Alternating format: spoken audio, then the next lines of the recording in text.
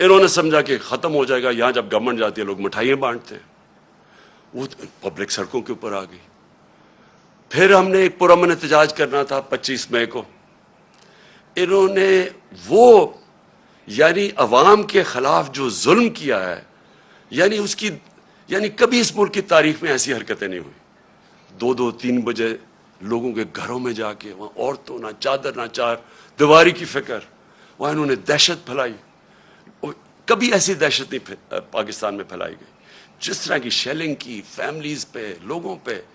یعنی جو انہوں نے کر سکتے تھے وہ ظلم کیا۔ اور اس کے پیچھے ایک ہی سوچ تھی کہ اس کو کرش کر دو پارٹی کو، ان کے ممی ڈیڈی ٹائپ لوگ ہیں، یہ جب ہم پورا زور لگائیں گے ان کو ڈرائیں گے، یہ سارے گھروں میں بیٹھ جائیں گے۔ اس کے بعد آ گیا بائی الیکشن کمیشن پوری طرح ان کے ساتھ ملی ہوئی، اس نے ہر حربہ استعمال کیا ان کو جتانے کے لیے نون لیگ کو،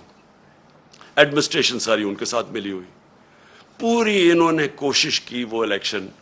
اور یہ ان کو پورا اعتماد تھا کہ وہ الیکشن جیت جائیں گے۔ اس طرح کی پبلک نکلی کہ پاکستان کی تاریخ میں کبھی بائی الیکشن کیا، جنرل الیکشن میں اس طرح پبلک نہیں نکلی، اور سارے جو منصوبے تھے ان کے فیل ہو گئے، اور یہ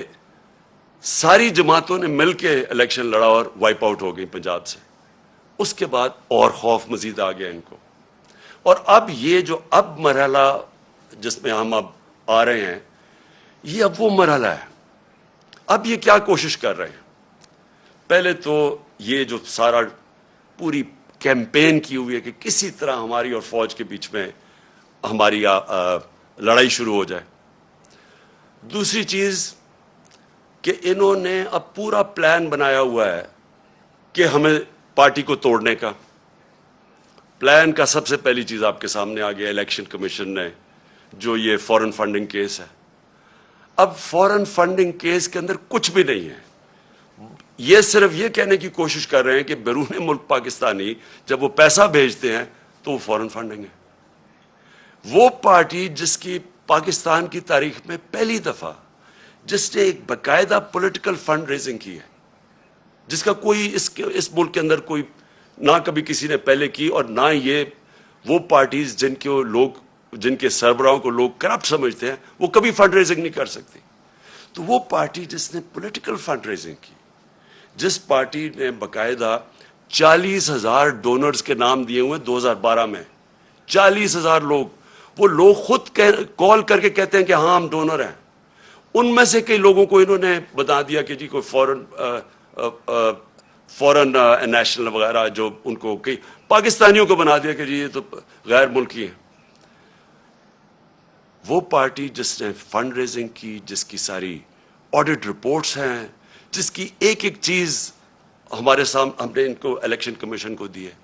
اس پارٹی کے اوپر سارا نزلہ گر رہا ہے۔ اور میں بار بار کہتا جا رہا ہوں کہ ہم 4-5 سال سے کہہ رہے ہیں، بلکہ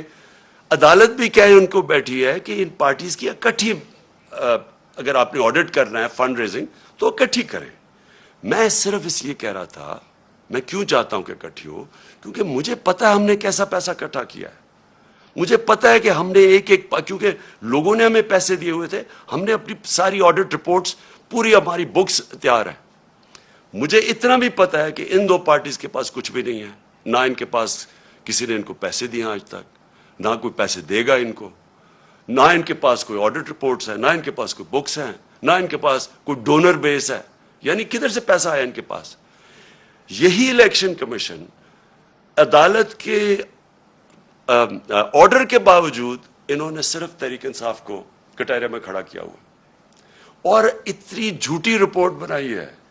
ایسی ایسی چیزیں اس رپورٹ میں لکھی ہیں جو جس دن میں چیلنج کرتا ہوں، جس دن اس کے اوپر صحیح معنی میں عدالت کے اندر یہ تفتیش ہوگی، میں یہ چیلنج کرتا ہوں کہ پاکستان میں یہ ثابت ہوگا کہ ایک پارٹی نے اس ملک کے اندر صحیح معنی میں پیسے اکٹھے کیے ہیں جو پولیٹیکل فنڈ ریزنگ ہوتی ہے۔ اور الیکشن کمیشن ان کے ساتھ مل کے کیا کوشش کر رہی ہے، وہ اس پارٹی کو جس نے سارے ایک ریکارڈز کر کے اور ساری پولیٹیکل فنڈ ریزنگ جو ہوتی ہے ساری دنیا میں وہ کی ہے، اس کو کوشش کر رہے ہیں بین کرنے کی۔ اس سازش کا حصہ، یہ وہی سازش کا حصہ ہے کہ کسی طرح، کیونکہ اب ان کو یہ آپ ہرا نہیں سکتے، الیکشن آئیں گے تو یہ جیت جائے گی، تو اس کو آپ ٹیکنیکلی ناک آؤٹ کرو.